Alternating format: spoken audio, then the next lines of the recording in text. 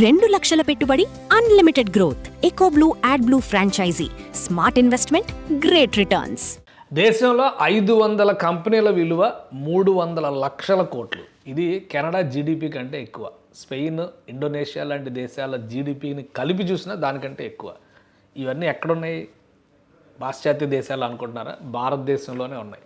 మన దేశంలో Hurun India సంస్థ హురూన్ 500 పేరుతో బెస్ట్ ఇండస్ట్రియల్ కంపెనీస్ని 10,000 కోట్ల పైబడినటువంటి కంపెనీలని లిస్ట్ అవుట్ చేస్తే అందులో టాప్ 500 కంపెనీస్ వాల్యుయేషన్ కలిపి చూస్తే 323 లక్షల కోట్ల రూపాయలు విలువ చేస్తుందని చెప్పని తేలింది. అంటే ఇది చాలా ఇంట్రెస్టింగ్ ఫ్యాక్టర్. ఇందులో రిలయన్స్ అన్నిటికంటే అగ్రస్థానాన నిలిచిందనమాట. మొత్తం ఇది 2025 Burgundy Private Limited Hurun India 500 edition 5వ ఎడిషన్ పేరుతో ఈ నివేదికను రిలీజ్ చేశారు.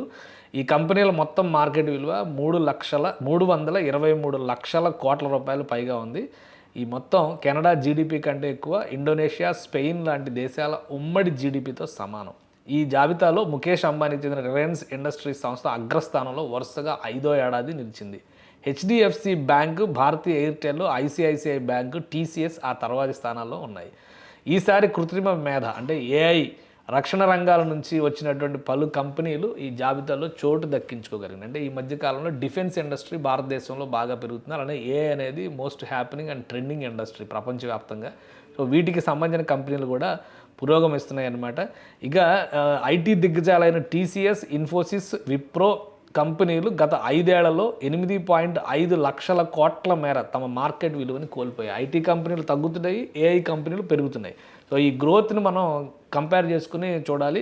అలానే గ్రో లాంటివి అంకురాల సంస్థ స్టార్టప్స్ 430% ఏకంగా పెరిగింది. ఎందుకంటే ఇవన్నీ ఏఐ రంగంలో విస్తరిస్తున్నటువంటి సంస్థలు అనమాట. స్టాక్ మార్కెట్లో నమోదు కాని కంపెనీల్లో భారతదేశంలోనే అత్యంత విలువైన సంస్థగా ఎన్ఎస్ఈ సంస్థ అగ్రస్థానాన్ని నిలబెట్టింది. ఎన్ఎస్ఈ సంస్థ అగ్రస్థానాన్ని నిలబెట్టుకుంది. ఇది లాస్ట్ టైం కూడా ఉంది. మార్కెట్ విలువ 4,86,000 కోట్ల రూపాయల కింద ఇది నమోదైందనమాట. రోజుకి 283 కోట్ల సంపద తెలుగు రాష్ట్రాల్లో సృష్టి జరుగుతుందనమాట. తెలుగు రాష్ట్రాల నుంచి 39 కంపెనీలు ఈ జాబితాలో చోటు దక్కించుకుని 2021తో పోల్చి చూసినప్పుడు కొత్తగా 9 కంపెనీలు ఈ కొత్త జాబితాలో చోటు దక్కించుకున్నాడు. వీటి విలువ మొత్తం గత 5 ఏళ్లలో 75% వృద్ధి నమోదయ్యి 12 లక్షల కోట్లకు చేరింది. ఈ 39 కంపెనీల్లో 5 ఏళ్లలో సగటున రోజు 283 కంపెనీ. అంటే ఇవన్నీ తెలుగు రాష్ట్రాల్లో, కేవలం తెలుగు రాష్ట్రాల్లో సృష్టిస్తున్నటువంటి సంపద అనమాట. అలానే తెలుగు రాష్ట్రాల్లో టాప్ లెవెల్లో ఉన్నటువంటి ముఖ్యంగా హైదరాబాద్ కేంద్రంగా పనిచేస్తున్నటువంటి సంస్థల లిస్టులో చూస్తే నంబర్ 1 పొజిషన్లో దివీస్ ల్యాబొరేటరీస్ యాజ్ ఇట్ ఈస్గా కొనసాగుతుంది. గతంలో కూడా దివీసే అగ్రస్థానంలో ఉంది. ఆ తర్వాత డాక్టర్ రెడ్డీస్ ల్యాబ్స్ ఉంది. మెగా ఇంజనీరింగ్ 3వ స్థానంలో ఉంది. అరబిందో ఫార్మా 4వ స్థానంలో ఉంది. గ్రీన్కో సంస్థ 5వ స్థానానికి వచ్చింది. లారస్ ల్యాబ్స్ 6వ స్థానంలో ఉంది. ప్రీమియర్ ఎనర్జీస్ 7వ స్థానంలో ఉంది. అలానే ఎంఎస్ఎన్ ల్యాబొరేటరీస్ 8వ స్థానంలో ఉంది. హెట్రో 9వ స్థానంలో ఉంది. కిమ్స్ హాస్పిటల్స్ 10వ స్థానంలో ఉంది. ఫస్ట్ పొజిషన్లో ఉన్న దివీస్ ల్యాబొరేటరీస్ మార్కెట్ విలువ చూస్తే 1,72,630 కోట్ల రూపాయలు ఉంది. ఆ తర్వాత స్థానంలో 1,10,000 కోట్లతో రెడ్డీస్ ల్యాబ్స్ ఉంది. ఈ 2 సంస్థలే 1,00,000 కోట్ల పైగా మార్కెట్ విలువ కలిగినటువంటి తెలుగు సంస్థలు.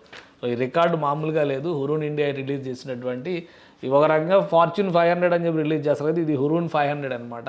ఆ జాబితా పరిస్థితి 323 లక్షల కోట్లు. అది కూడా కెనడా లాంటి దేశం కంటే ఎక్కువ జీడిపి కలిగిన సంస్థలు భారతదేశంలో ఉన్నాయంటే నిజంగా ఆశ్చర్యం కలిగించేలా లేదా?